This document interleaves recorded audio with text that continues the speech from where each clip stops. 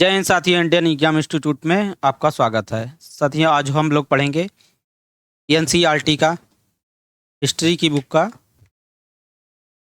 NCERT.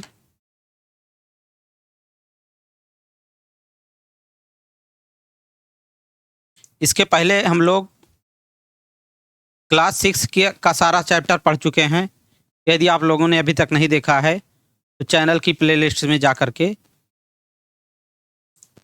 Class 6 का पूरी book का चैप्टर देख सकते हैं।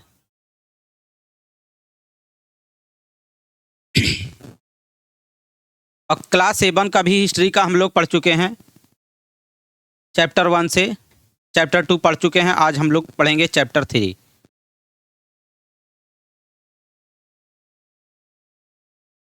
एनसीईआरटी हिस्ट्री की बुक का यही है चैप्टर 3 है। दिल्ली 12वीं से 15वीं शताब्दी तक, दिल्ली में 12वीं से 15वीं शताब्दी तक क्या हुआ ये हम लोग देखेंगे।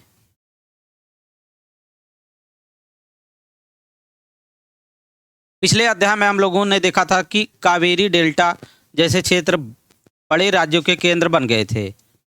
कावेरी डेल्टा जो दक्षिण में है, दक्षिण में पूर्वी घाट पर है, इसको हम लोग पिछले अध्याय में पढ़ चुके हैं कि ये क्षेत्र बड़े राज्यों के केंद्र बन गए थे, जिसमें चोल वंश के क्षेत्र का राज्य बन गया था ये कावेरी डेल्टा का क्षेत्र। क्या आप लोगों ने पिछले अध्याय में गौर किया था कि किसी ऐसे राज्य का जिक्र नहीं है जिसकी राजधानी दिल्ली रही हो? अभी तक हम लोग जो पढ़े हैं उसमें किसी भी राज्य की राजधानी दिल्ली नहीं थी, जिसकी वजह यह है कि दिल्ली एक महत्वपूर्ण शहर 12वीं शताब्दी में ही बना। तालिका 1 पर नज़र डालने के लिए कहा जा रहा है। तालिका 1 हम लोग देख लेते हैं। तालिका 1, दिल्ली के शासक। दिल्ली सल्तनत के काल में जो भी राजपूतों ने शासन किया है, इसमें राजपूत वंश में थे तोमर भी एक राजपूत वंश थे, और चौहान वंश, ये 2 राजपूत वंश थे। तोमर राजवंश का शासनकाल आरंभिक 12वीं शताब्दी से लेकर के 1165 ईस्वी तक रहा। और तोमर राजवंश में एक प्रतापी शासक थे अनंगपाल का शासनकाल 1130 से 1145 ईस्वी तक रहा। इसके बाद पृथ्वीराज चौहान जिसे चहमान वंश भी कहा जाता है, चौहान को चहमान वंश भी कहा जाता था। चहमान या चौहान वंश का शासनकाल 1165 से लेकर के 1192 ईस्वी तक था। और पृथ्वीराज चौहान उसके प्रतापी राजा थे चौहान वंश के। पृथ्वीराज चौहान का शासनकाल 1175 से 1192 ईस्वी तक रहा। इसके बाद आरंभिक तुर्की शासक यानी कि दिल्ली सल्तनत की स्थापना किसने किया था? तो कुतुबुद्दीन ऐबक ने किया था दिल्ली सल्तनत की स्थापना, जिसे गुलाम वंश के नाम से भी जाना जाता है। तो प्रारंभिक तुर्की शासकों में गुलाम वंश और प्रारंभिक तुर्की शासक का शासनकाल 1206 से 1290 ईस्वी तक रहा। गुलाम वंश या दिल्ली सल्तनत की स्थापना कुतुबुद्दीन ऐबक ने किया था। कुतुबुद्दीन ऐबक का शासनकाल 1206 से 1210 ईस्वी तक रहा। इसके बाद शमसुद्दीन इल्तुतमिश का शासनकाल 1210 से लेकर के 1230 ईस्वी तक रहा। उसके बाद इल्तुतमिश की बेटी थी रजिया सुल्तान का शासनकाल 1236 से लेकर के 1240 तक रहा। गयासुद्दीन बलबन ने उसके बाद शासन किया 1266 से लेकर के 1287 ईस्वी तक। प्रारंभिक तुर्की शासक या गुलाम वंश के बाद में जिस वंश की स्थापना हुई, खिलजी वंश की स्थापना हुई, और खिलजी वंश की स्थापना जलालुद्दीन खिलजी ने किया था। खिलजी वंश का शासनकाल 1290 से लेकर के 1320 ईस्वी तक रहा। जलालुद्दीन खिलजी का शासनकाल 1290 से लेकर के 1296 ईस्वी तक रहा। इसके बाद अलाउद्दीन खिलजी का शासनकाल 1296 से 1316 ईस्वी तक रहा। खिलजी वंश के बाद में जिस शासक ने दिल्ली में जिस वंश ने शासन किया दिल्ली में, तो वो था खिलजी वंश के बाद तुगलक वंश। तुगलक वंश की स्थापना गयासुद्दीन तुगलक ने 1320 ईस्वी में किया था। और तुगलक वंश का शासनकाल 1320 ईस्वी से लेकर के 1414 ईस्वी तक रहा। गयासुद्दीन तुगलक का शासनकाल 1320 ईस्वी से लेकर के 1324 ईस्वी तक रहा। मोहम्मद तुगलक का शासनकाल, इसके बाद में तुगलक वंश के ही शासक हैं मोहम्मद तुगलक, बहुत ही प्रसिद्ध शासक रहे हैं। मोहम्मद तुगलक का शासनकाल 1324 से लेकर के 1351 ईस्वी तक रहा। इसके बाद फिरोज शाह तुगलक का शासनकाल 1351 से लेकर के 1368 ईस्वी तक रहा। इसके बाद तुगलक वंश के बाद सैयद वंश की स्थापना खिजर खां ने किया था। सैयद वंश का शासनकाल खिजर खां ने 1414 ईस्वी में सैयद वंश की स्थापना किया था और सैयद वंश का शासनकाल 1414 से लेकर के 1451 ईस्वी तक रहा। और खिजर खान का शासनकाल 1414 से लेकर के 1421 ईस्वी तक रहा। सैयद वंश के बाद में लोधी वंश की स्थापना किया। बहलोल लोधी ने लोधी वंश की स्थापना 1451 ईस्वी में किया था और लोधी वंश का शासनकाल 1451 से लेकर के 1526 ईस्वी तक रहा। इसमें बहलोल लोधी का शासनकाल 1451 से लेकर के 1489 ईस्वी तक रहा। इसके बाद इब्राहिम लोधी का शासनकाल रहा, जिसे बाबर ने हरा करके मुगल साम्राज्य की स्थापना किया था। तो ये सारे एग्जाम की दृष्टि से, ये जितने भी शासक हैं दिल्ली के, एग्जाम की दृष्टि से बहुत ही महत्वपूर्ण है। इसको नोट कर लीजिएगा, चाहे या फिर कई बार ये वीडियो देख देख के इसको याद जरूर कर लीजिएगा, दिमाग में बैठा लीजिएगा। इसके बाद हम लोग देखते हैं पहले पहल तोमर राजपूतों ने दिल्ली में किस साम्राज्य की राजधानी पड़ी, यानी पहले पहल तोमर राजपूतों के काल में दिल्ली किस साम्राज्य की राजधानी बनी।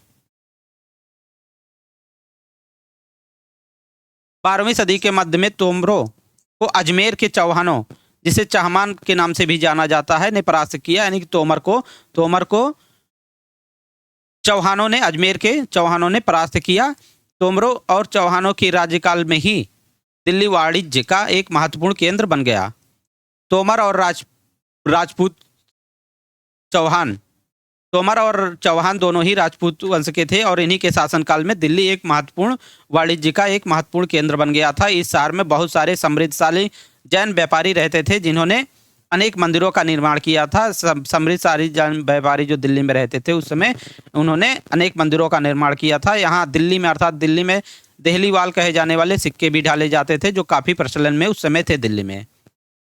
13वीं सदी के आरंभ में दिल्ली सल्तनत की स्थापना हुई। 13वीं सदी के आरंभ में दिल्ली सल्तनत की स्थापना हुई और इसके साथ दिल्ली एक ऐसी राजधानी में बदल गई जिसका नियंत्रण इस भारतीय उपमहाद्वीप के बहुत बड़े क्षेत्र पर फैल गया। तालिका 1 हम लोग देख चुके हैं। उन 5 वंशों को पहचानने के लिए कहा जाता है। तो 5 वंश हम लोग जानते हैं: गुलाम वंश, खिलजी वंश, तुगलक वंश, सैयद वंश और लोधी वंश। ये 5 वंश थे जिन्होंने दिल्ली पर शासन किया था, जिनसे मिलकर दिल्ली की सल्तनत बनी थी। जिस इलाके में हम आज दिल्ली के नाम को जानते हैं, जिस इलाके को आज हम दिल्ली के नाम से जानते हैं, वहाँ इन सुल्तानों ने अनेक नगर बसाए थे। मानचित्र 1 में दिल्ली, एक कोहना, सीरी और जहाँपनाह दिया गया है। ये दिल्ली के सुल्तानों ने ये नगर दिल्ली में बसाए थे। सीरी हम लोग देख सकते हैं, जहाँपनाह देख सकते हैं और देहलीवाल देख सकते हैं, और यहीं पे कुतुब मीनार भी है दिल्ली में ही। तुगलकाबाद भी है। ये दिल्ली के सुल्तानों ने इन नगरों को बसाया था। ये तालिका दिल्ली के शासक को हम लोग देख चुके हैं। आगे बढ़ते हैं। सुल्तानों के अधीन दिल्ली। इतिहास में तारीख को एक वचन कहा जाता है और तारीख को बहुवचन कहा जाता है। जो सुल्तानों के शासनकाल में प्रशासन की भाषा फारसी में लिखे गए थे। ये बहुत ही इंपॉर्टेंट है। दिल्ली सल्तनत की प्रशासनिक भाषा क्या थी? दिल्ली सल्तनत की प्रशासनिक भाषा फारसी थी।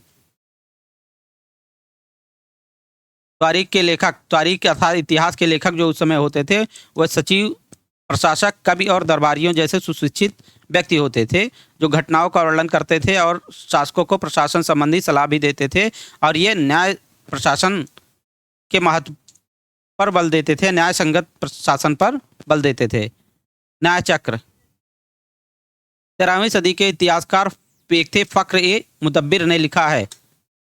13वीं सदी में एक इतिहासकार थे उस समय, फ़ख्र-ए-मुदब्बिर जिनका नाम है, उन्होंने लिखा है कि राजा का काम सैनिकों के बिना नहीं चल सकता, सैनिक वेतन के बिना नहीं जी सकते, और वेतन आता है किसानों से एकत्र किए गए राजस्व से, मगर किसान भी राजस्व तभी चुका सकेंगे जब वो खुशहाल और प्रसन्न हो। ऐसा तभी हो सकता है कि जब राजा न्याय और ईमानदार प्रशासन को बढ़ावा दे। ये कुछ और बातें ध्यान रखें। तारीख के लेखक नगरों में, विशेषकर दिल्ली में रहते थे। गांव में शायद ही कभी रहते हों।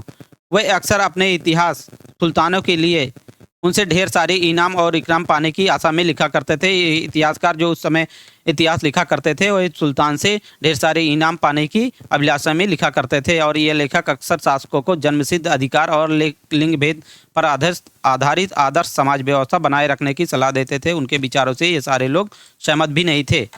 यहाँ जन्मसिद्ध अधिकार के बारे में दिया गया है। जन्मसिद्ध अधिकार किसे कहते हैं? जन्म के आधार पर विशेषाधिकार का दावा। उदाहरण के लिए लोग मानते थे कि कुलीन व्यक्तियों को कुछ शासक परिवारों में जन्म लेने के कारण शासन का अधिकार विरासत में मिलता है। इसका मतलब ये जन्मसिद्ध अधिकार के आधार पर कुछ लोगों को कुलीन या उच्च वर्ग में जन्म लेने के कारण जन्म के आधार पर ही उन्हें शासन का अधिकार विरासत में ही मिल जाता है। लिंग भेद के बारे में देखते हैं। स्त्रियों और पुरुषों के बीच सामाजिक और शारीरिक रचना संबंधी अंतर था। आमतौर पर यह तर्क दिया जाता था कि ऐसे अंतर के कारण पुरुष स्त्रियों की तुलना में श्रेष्ठ होते हैं। स्त्रियों को पुरुषों के अधीन माना जाता था। इसी कारण से रजिया सुल्तान को 1240 ईस्वी में दिल्ली की गद्दी से हटा भी दिया गया था। जहां हम लोग देखते हैं सन 1236 ईस्वी में सुल्तान इल्तुतमिश की बेटी रजिया सुल्तान सिंहासन पर बैठी। उस युग के इतिहासकार थे मिन्हाज ए सिराज ने स्वीकार किया है कि वह अपने सभी भाइयों से अधिक योग्य और सक्षम थी, लेकिन फिर भी वह एक रानी को शासक के रूप में मान्यता नहीं दे पा रहे थे। दरबारी जन भी उसके स्वतंत्र रूप से शासन करने की कोशिशों से प्रसन्न नहीं थे। सन 1240 ईस्वी में उसे सिंहासन से हटा दिया गया। एक स्त्री होने के कारण इनको दरबार के लोगों ने इनका शासन स्वीकार नहीं किया और इन्हें 1240 ईस्वी में सिंहासन से हटा दिया। रजिया के बारे में मिन्हाज ए सिराज के विचार। मिन्हाज ए सिराज उस समय के इतिहासकार थे। इन्होंने लिखा है कि मिन्हाज ए सिराज का सोचना था कि ईश्वर ने जो आदर्श समाज व्यवस्था बनाई है उसके अनुसार स्त्रियों को पुरुषों के अधीन होना चाहिए और रानी का शासन इस व्यवस्था के विरुद्ध जाता था। इसलिए वह इतिहासकार पूछता है कि खुदा की रचना के इस खाते में उसका ब्यौरा यानी कि रजिया सुल्तान का ब्यौरा चूंकि मर्दों की सूची में नहीं आता, इसलिए इतनी शानदार खूबियों के होते हुए भी आखिर हासिल क्या हुआ? रजिया ने अपने अभिलेखों और सिक्कों पर अंकित करवाया था कि वह सुल्तान इल्तुतमिश की बेटी थी। आधुनिक आंध्र प्रदेश के वारंगल क्षेत्र में किसी समय काकतीय वंश का राज्य था। उस वंश की रानी रुद्रमा देवी थी। 1262 से लेकर के 1289 ईस्वी के व्यवहार से रजिया का व्यवहार बिल्कुल विपरीत था। रुद्रमा देवी ने अपने अभिलेखों में अपना नाम पुरुषों जैसा लिखवाकर अपने पुरुष होने का भ्रम पैदा किया था। एक और महिला शासक थी कश्मीर की रानी दिद्दा। दिद्दा का शासनकाल 980 से 1003 ईस्वी तक था और दिद्दा का नाम दीदी अर्थात बड़ी बहन से निकला है दिद्दा। जाहिर है प्रजा ने अपनी प्रिय रानी को यह स्नेह भरा संबोधन दिया होगा। खिलजी और तुगलक वंश के अंतर्गत प्रशासन नजदीक से एक नज़र। दिल्ली सल्तनत जैसे विशाल साम्राज्य के समेकन के लिए विश्वसनीय सूबेदारों और प्रशासकों की जरूरत थी। दिल्ली के आरंभिक सुल्तान विशेषकर इल्तुतमिश सामंतों और जमींदारों के स्थान पर अपने विशेष गुलामों को सूबेदार नियुक्त करना अधिक पसंद करते थे। ये लोग क्या करते थे? अपने सामंतों और जमींदारों के स्थान पर ये गुलाम उस समय खरीदते थे और उन गुलामों को पर ज़्यादा विश्वास करते थे और उन्हें महत्वपूर्ण पद भी देते थे। सूबेदार जैसा भी महत्वपूर्ण पद देते थे। इन गुलामों को फारसी में बंदगा कहा जाता है। फारसी में बंदगा का अर्थ होता है गुलाम। गुलाम को फारसी में बंदगा कहा जाता था। तो ये गुलामों को फारसी में बंदगा कहा जाता था तथा इन्हें सैनिक सेवा के लिए खरीदा जाता था। गुलामों को उस समय सैनिक सेवा के लिए खरीदा जाता था। उन्हें राज्य के कुछ बहुत महत्वपूर्ण राजनीतिक पदों पर काम करने के लिए सावधानी से प्रशिक्षित किया जाता था। इन गुलामों को वे चूंकि पूरी तरह अपने मालिक पर निर्भर होते थे, इसलिए सुल्तानपुर भी विश्वास करके उन पर निर्भर हो सकते थे। बेटों से बढ़कर गुलाम। सुल्तानों को सलाह दी जाती थी कि जिस गुलाम को हमने पाला पोसा और आगे बढ़ाया है उसकी देखभाल करनी चाहिए, क्योंकि तकदीर अच्छी हो तभी पूरी जिंदगी में कभी कभी ही योग्य और अनुभवी गुलाम मिलता है। बुद्धिमानों का मानना है कि योग्य और अनुभवी गुलाम बेटे से भी बढ़कर होता है। खिलजी और तुगलक शासक बंदगा अर्थात गुलाम का इस्तेमाल करते थे और साथ ही अपने पर आश्रित का अर्थ यहाँ दिया गया है जो किसी अन्य व्यक्ति के संरक्षण में रहता हो, उस पर निर्भर हो, उसे आश्रित कहते हैं। खिलजी तथा तुगलक शासक बंदरगाह का इस्तेमाल करते थे और साथ ही अपने पर आश्रित निम्न वर्ग के लोगों को भी ऊंचे राजनीतिक पदों पर बैठाते रहे।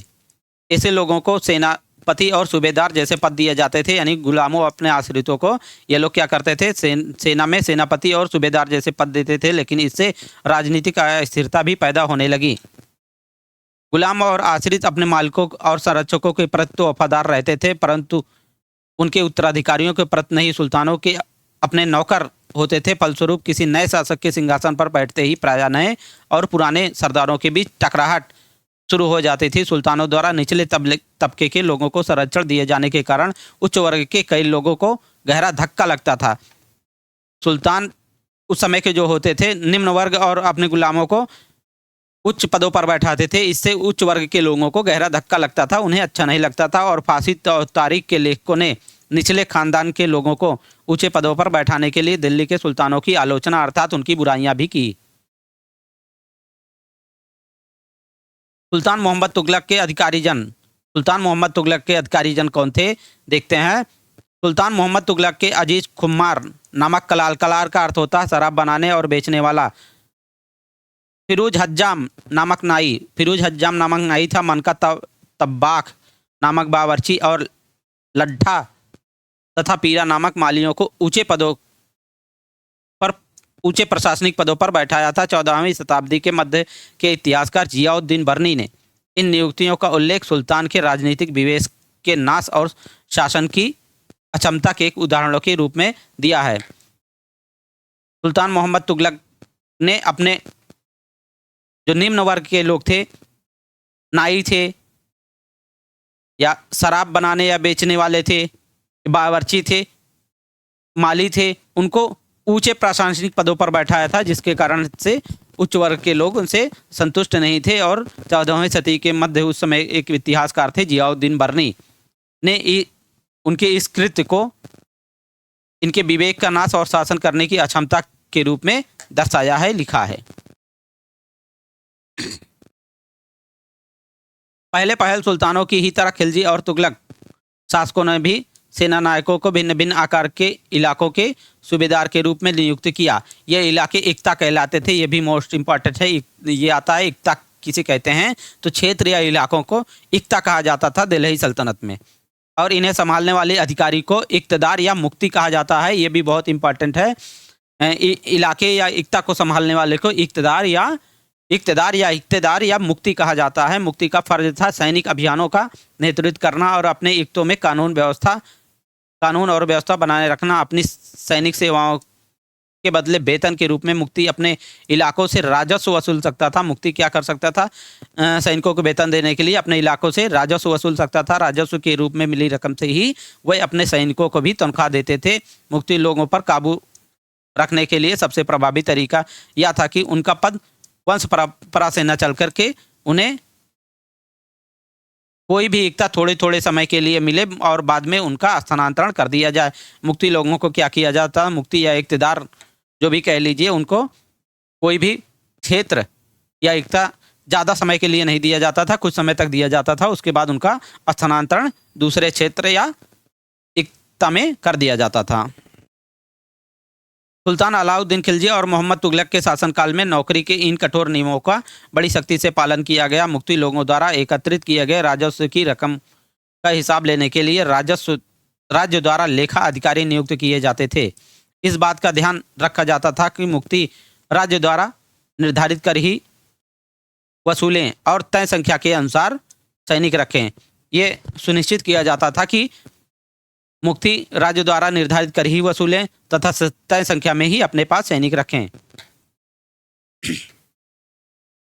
जब दिल्ली के सुल्तान शहरों से दूर आंतरिक इलाकों में भी अपने अधिकार में ले आए, जब दिल्ली के सुल्तान शहरों से दूर आंतरिक इलाकों को भी अपने अधिकार में ले आए, तो उन्होंने भूमि के स्वामी सामंतों, भूमि के स्वामी जो होते थे उन्हें सामंत भी बनाया जाता था। भूमि के स्वामी सामंतों और अमीर जमींदारों को जिनके पास ज़्यादा ज़मीनें होती थी उन्हें सामंत या जमींदार उस समय कहा जाता था। तो को अपनी सत्ता के आगे झुकने को भी बाध्य कर दिया जब इनके आंतरिक इलाकों को भी जीत लिया था। दिल्ली सल्तनत के सुल्तानों ने। अलाउद्दीन खिलजी के शासनकाल में भू राजस्व के निर्धारण और वसूली के कार्य और राज्य अपने नियंत्रण में आया। भू राजस्व नियंत्रण का अलाउद्दीन खिलजी के समय पैमाइश भी कराया गया था। स्थानीय सामंतों से कर लेने का अधिकार छीन लिया गया। अलाउद्दीन खिलजी के समय में ही स्थानीय सामंतों से कर लेने का अधिकार छीन लिया गया, बल्कि उन्हें भी कर चुकाने को बाध्य किया गया। सुल्तान के प्रशासकों ने जमीन की पैमाइश भी की और इसका हिसाब बड़ी सावधानी से रखा। कुछ पुराने सामंत और जमींदार राजस्व के निर्धारण और वसूली अधिकारी के रूप में सल्तनत में नौकरी करने लगे। उस समय 3 तरह के कर वसूले जाते थे। बहुत ही इंपॉर्टेंट है, वेरी इंपॉर्टेंट। उस समय दिल्ली सल्तनत में कितने प्रकार के कर वसूले जाते थे? तो 3 प्रकार के कर वसूले जाते थे। ये कर लगता था कृषि पर, मवेशियों पर अर्थात जानवरों पर और घरों पर। जानवर पाले हैं यदि आप, तो आपको कर देना पड़ता था। कृषि कर रहे हैं तब भी आपको कर देना पड़ता था। और घर बनाए हैं, घर में रहते हैं किसी भी प्रकार के, तो आपको कर देना पड़ता था उसके लिए। और कृषि पर लगने वाले कर को खराज कहा जाता था और जो किसान की उपज का लगभग 25% होता था। खराज जो कृषि पर कर लगते थे उसे खराज कहा जाता था और जो किसान की उपज का लगभग 25% होता था। ये 3 प्रकार के कर लगते थे, कृषि पर, मवेशियों पर और घरों पर। दिल्ली सल्तनत में 3 प्रकार के कर लगते थे। ये वेरी इंपॉर्टेंट है। याद रखना जरूरी है कि इस उपमहाद्वीप पर काफी बड़ी संख्या उपमहाद्वीप का काफी बड़ा हिस्सा दिल्ली के सुल्तानों के अधिकार क्षेत्र से बाहर था। दिल्ली से बंगाल जैसे सुदूर प्रांतों का नियंत्रण कठिन था और दिल्ली भारत की विजय के तुरंत बाद दक्षिण भारत की विजय के तुरंत बाद ही वह पूरा क्षेत्र फिर से स्वतंत्र हो गया। यहाँ तक कि गंगा के मैदानी इलाके में भी घने जंगल वाले ऐसे क्षेत्र थे जिसमें बैठने में सुल्तान की सेनाएं अक्षम थी, यानी कि अक्षम मतलब सक्षम नहीं थी। स्थानीय सरदारों ने इन क्षेत्रों में अपना शासन जमा लिया। अलाउद्दीन खिलजी और मोहम्मद तुगलक इन इलाकों पर जोर जबरदस्ती करके अपना अधिकार जमा तो लेते थे, पर वह अधिकार कुछ ही समय तक रहता था, अर्थात ज़्यादा समय तक नहीं रह पाता था। यानी कि गंगा के मैदानी इलाकों में घने जंगल हुआ करते थे, जिसमें वहाँ के स्थानीय सरदारों ने उस क्षेत्र में अपना शासन जमा लिया था और इसमें घने जंगल होने के कारण सुल्तानों की भी सेनाएं अक्षम थी इन पर अधिकार करने के लिए। उस समय के सुल्तान अलाउद्दीन खिलजी और मोहम्मद तुगलक ऐसे शासक थे जो जोर जबरदस्ती करके उन पर अधिकार तो जमा लेते थे, परंतु वो अधिकार ज़्यादा देर तक रह नहीं पाते थे। सरदार और उनकी किलेबंदी, ये भी बहुत इंपॉर्टेंट है। मोरक्को, इब्न बतूता अफ्रीकी देश मोरक्को से 14वीं शताब्दी में भारत आए यात्री इब्न बतूता ने बताया है कि सरदार कभी कभी इब्न बतूता कहाँ से आया था, तो ये बहुत ही इंपॉर्टेंट है। कई बार आता है इब्न बतूता कहाँ से आया था, तो ये अफ्रीकी देश मोरक्को से आया था। और कब आया था? ये 14वीं शताब्दी में आया था। ये भी बहुत बार पूछा जाता रहा है और पूछा जाता रहेगा। इब्न बतूता अफ्रीकी देश मोरक्को से 14वीं शताब्दी में भारत आया था और दिल्ली सल्तनत का उस समय था। इब्न बतूता ने लिखा है कि सरदार कभी कभी चट्टानी उबड़ खाबड़ पहाड़ी इलाकों में किले बनाकर रहते थे और कभी कभी बांस के झुरमुटों में। भारत में बांस पोला नहीं होता या बहुत बड़ा होता है। इसके अलग अलग हिस्से आपस में इस तरह से गुथे होते हैं कि उन पर आग का भी असर नहीं होता है और वे कुल मिलाकर बहुत ही मजबूत होते हैं। सरदार इन जंगलों में रहते थे जो इनके लिए किले की प्राचीर का काम देते हैं। इस दीवार के घेरे में उनके मवेशी और फसल रहते हैं। अंदर ही पानी भी उपलब्ध होता है, अर्थात एकत्रित किया हुआ वर्षा का जल। इसलिए उन्हें बलशाली सेनाओं के बिना हराया नहीं जा सकता है। ये सेनाएं जंगल में घुसकर खास तौर पर ये तैयार किए गए औजारों से बांसों को काट डालती थी। चंगेज खां के नेतृत्व में मंगोलों ने 1219 ईस्वी में उत्तर पूर्वी ईरान में ट्रांस आक्सियाना आधुनिक उज्बेकिस्तान पर हमला किया। जिस समय इस समय यानी कि आधुनिक समय में उज्बेकिस्तान जहां पर है वहां पे ट्रांस आक्सियाना था। 1209 ईस्वी में मंगोलों ने चंगेज खां के नेतृत्व में 1219 ईस्वी में उत्तर पूर्वी ईरान में हमला किया था और इसके शीघ्र ही बाद दिल्ली सल्तनत को भी उनका धावा झेलना पड़ा। अलाउद्दीन खिलजी और मोहम्मद तुगलक के शासनकालों के आरंभ में दिल्ली पर मंगोलों के धावे बढ़ गए। तो किस समय मंगोलों के शासक दिल्ली सल्तनत पर अधिक बढ़ गए? तो मंगोलों के शासन धावे अर्थात हमले अलाउद्दीन खिलजी और मोहम्मद तुगलक के शासनकाल के समय मंगोलों के आक्रमण दिल्ली पर अधिक बढ़ गए थे। इससे मजबूर होकर दोनों ही सुल्तानों को एक विशाल स्थानीय सेना खड़ी करनी पड़ी थी। इतनी विशाल सेना को संभालना प्रशासन के लिए एक भारी चुनौती थी। 15वीं शताब्दी और 16वीं शताब्दी में सल्तनत तालिका एक को हम देख ही चुके हैं। तुगलक वंश के बाद 1526 ईस्वी तक दिल्ली तथा आगरा पर सैयद तथा लोदी वंशों का राज्य रहा। तब तक जौनपुर, बंगाल, मालवा, गुजरात, राजस्थान तथा पूरे दक्षिण भारत में स्वतंत्र शासक उठ खड़े हुए थे। उनकी राजधानियां समृद्ध थी और राज्य फल फूल रहे थे। इसी काल में अफगान तथा राजपूतों जैसे नए शासक समूह उभरे। इस काल में जो राज्य उभरे थे उसमें स्थापित राज्यों में से कुछ छोटे तो थे पर शक्तिशाली थे और उनका शासन बहुत ही कुशल तथा सुव्यवस्थित तरीके से चल रहा था। शेरशाह सूरी, इनका भी शासनकाल 1540 ईस्वी से 1545 ईस्वी तक रहा। ये भी बहुत ही इंपॉर्टेंट है। शेरशाह सूर का शासनकाल दिल्ली सल्तनत पर भी रहा है। दिल्ली सल्तनत पर शेरशाह सूर का काल 1540 से लेकर के 1545 ईस्वी तक 5 साल तक रहा। शेरशाह सूर ने बिहार में अपने चाचा के एक छोटे से इलाके के प्रबंधक के रूप में काम करना शुरू किया था और आगे चलकर उसने इतनी उन्नति की मुगल सम्राट हुमायूं, उस समय मुगल सम्राट हुमायूं 1530 से 1540 ईस्वी तक दिल्ली सल्तनत पर शासक थे। 1539 और 40 में शेरशाह सूरी से हुमायूं का युद्ध भी हुआ था। 2 युद्ध हुए थे और जिसके परिणाम स्वरूप हुमायूं को दिल्ली सल्तनत छोड़ करके भागना पड़ा था और इस पर शेरशाह सूरी ने 1540 ईस्वी में कब्जा कर लिया था। फलस्वरूप 1545 ईस्वी तक इनका शासनकाल रहा। इसके बाद फिर दोबारा इनका शासनकाल, हुमायूं का शासनकाल 1540 के बाद 1555 से 1556 ईस्वी में तक पुनः दूसरी बार इन्होंने अपनी शासन की स्थापना किया था। 1555 से 1556 तक फिर इन्होंने दिल्ली सल्तनत पर हुमायूं ने शासन किया था, को तक चुनौती दे दी और परास्त किया। शेरशाह ने दिल्ली पर अधिकार करके स्वयं अपना राजवंश सूरवंश की स्थापना किया था। सूरवंश ने केवल 15 वर्ष 1540 से 1555 ईस्वी तक शासन किया था दिल्ली पर, लेकिन इसके शासन प्रशासन ने अलाउद्दीन खिलजी वाले कई तरीकों को अपनाकर उन्हें और भी चुस्त बना दिया। यानी कि शेरशाह सूरी ने क्या किया था, अलाउद्दीन खिलजी के ही शासन के तरीकों को अपनाकर उन्हें और मजबूती प्रदान की थी। महान सम्राट अकबर 1556 ईस्वी से 1605 ईस्वी तक अकबर का शासनकाल रहा था दिल्ली पर।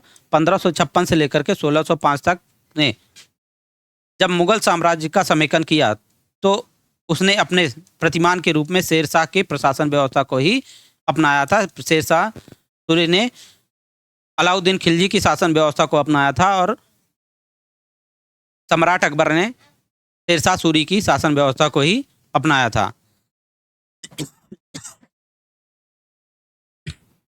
यहाँ पे कुछ शब्द दिया गया है। एकता का मतलब होता है इलाके या क्षेत्र, और तारीख एक वचन होता है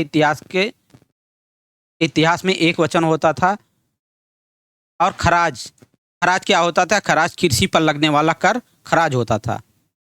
दिल्ली में पहले पहल किसने राजधानी स्थापित की? तो दिल्ली में पहले पहल हम जानते हैं तोमर का सबसे पहले शासन था, तोमर के बाद में कुतुबुद्दीन ऐबक का शासन काल रहा। तो कुतुबुद्दीन ऐबक के ही समय ये महत्वपूर्ण राजधानी बन गया था दिल्ली। दिल्ली के सुल्तानों के शासनकाल में प्रशासन की भाषा क्या थी? ये बहुत इंपॉर्टेंट है। दिल्ली के सुल्तानों के शासनकाल में प्रशासन की भाषा फारसी थी। इसके शासन के दौरान सल्तनत का सबसे अधिक विस्तार हुआ? किसके शासनकाल के दौरान सल्तनत का यानी दिल्ली सल्तनत का सबसे अधिक विस्तार हुआ? तो अलाउद्दीन खिलजी और मोहम्मद तुगलक के शासनकाल के समय दिल्ली सल्तनत का सबसे अधिक विस्तार हुआ था। इब्न बतूता किस देश से भारत आया था? तो इब्न बतूता अफ्रीकी देश मोरक्को से भारत आया था।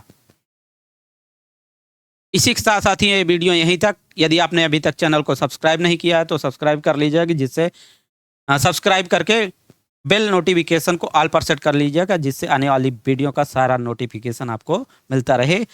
मिलते हैं नेक्स्ट वीडियो में, तब तक के लिए जय हिंद, वंदे मातरम, नमस्कार, शास्त्रीय काल, जय हिंद, जय भारत।